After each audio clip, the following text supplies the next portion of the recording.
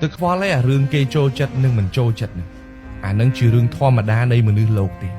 ធ្វើអីមួយដែលយើងគិតថាត្រូវធ្វើវាជាបន្តទៀតគេចូលចិត្តឬមិនចូលចិត្តអានឹងជារឿងរបស់គេទេយើងអាចបខំគេបានទេម្ទេសវាមិនដែលផ្លាស់ប្ដូរជាតិហឹររបស់វាដើម្បីទៅគប់ចិត្តនរណាទេអ្នកខ្លះក៏ចូលចិត្តម្ទេសចឹងទៅហើយអ្នកខ្លះក៏មិនចូលចិត្តម្ទេសចឹងទៅប៉ុន្តែម្ទេសនៅតែជាម្ទេសអ្នកចូលចិត្តនៅតែជាអ្នកចូលចិត្តអ្នកស្អប់នៅតែជាអ្នកស្អប់ម្ទេសមិនបានផ្លាស់ប្ដូររសជាតិហឹរដើម្បីនរណាម្នាក់ទេហើយម្ទេសនៅតែជារបស់មានតម្លៃសម្រាប់មនុស្សដែលចូលចិត្តម្ទេសដដែលជីវិតយើងក៏ដូចគ្នាដែរ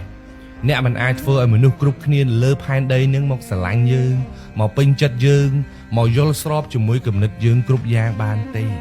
សម្រាប់អ្នកដែលមិនចូលចិត្តយើងត្រូវចាំថាទោះបីជាយើងធ្វើល្អប៉ុណ្ណាក៏ដោយមានសមត្ថភាពល្អកម្រិតណាក៏ដោយក៏គេនៅតែរកចំណុចទាស់រកនៅចំណុចដែលទើសយើងតតបានហើយយើងត្រូវចាំថាអ្វីដែលគេមិនចូលចិត្តយើងនឹងមិនមែនយើងខុសទេមិនមែនយើងធ្វើរឿងអាក្រក់ទេពេលខ្លះយើងធ្វើរឿងល្អ